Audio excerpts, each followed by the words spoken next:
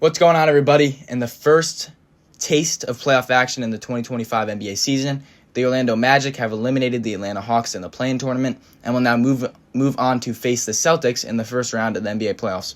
Let's talk about how this one went down and break it down a little bit.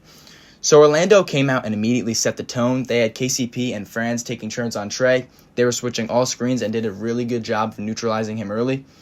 As for Atlanta defensively, they had Mo Gay on Paolo to start in this game. He struggled to stay in front, and Paolo seemed to be a little too strong and agile for him, and Mo ended up racking a couple of fouls midway through the first.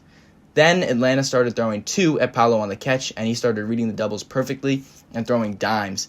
He had 5 assists in the first quarter alone, and when he did get the one-on-one matchup, he was willing to attack anyone he saw in front of him, whether it was Gay, Daniels, or Risache, and he got to the line pretty frequently in the first quarter. But it's definitely worth saying that free throws were Paolo's only real source of scoring, especially early on. Orlando finished the quarter on an 18-4 run.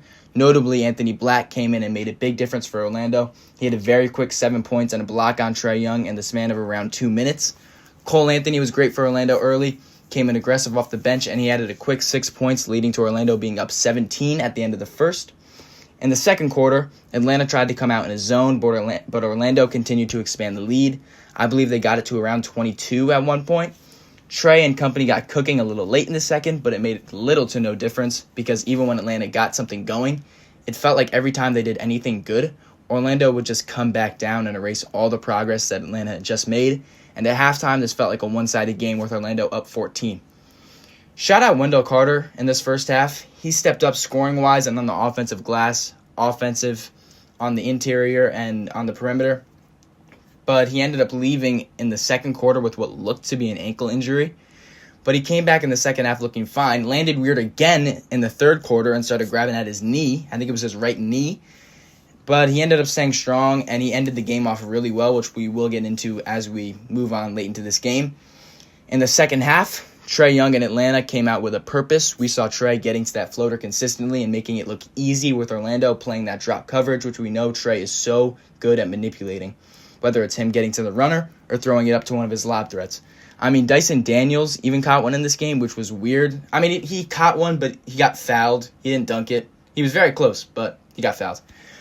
Mo Gay played some fantastic defense on Banchero in the third, forcing miss after miss from him, and Atlanta cut the lead to just 6 going into the fourth. I believe they had it to 3 at one point, but besides the point, down the stretch in the fourth, it was Cole Anthony and Wendell Carter holding it down for Orlando with a poor performance from Paolo and Franz.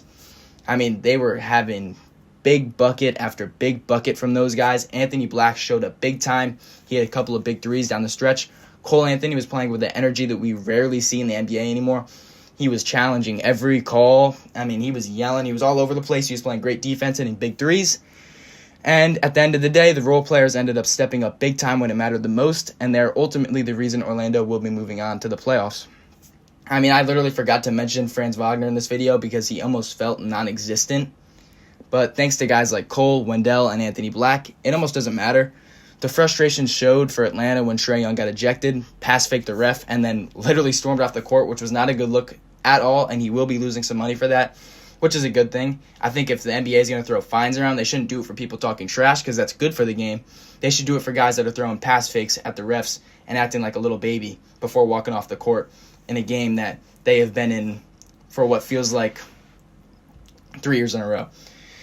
Now, usually I would end the video by talking about how Orlando matches up with Boston, but with all due respect to those guys in Orlando who got a big win tonight, an impressive win from their role players especially, they're probably going to be done in 4 when it comes to the Boston series. You guys can let me know in the comments if you think a series breakdown is necessary. I'll do it if you guys want it and it's requested, but nonetheless, with all that being said, you guys know what to do. Drop your thoughts in the comments. Let me know if you like this style of a quick, short recap, just going over what happened in the game. Let me know who impressed you the most in this one, and I'll catch y'all soon. Peace.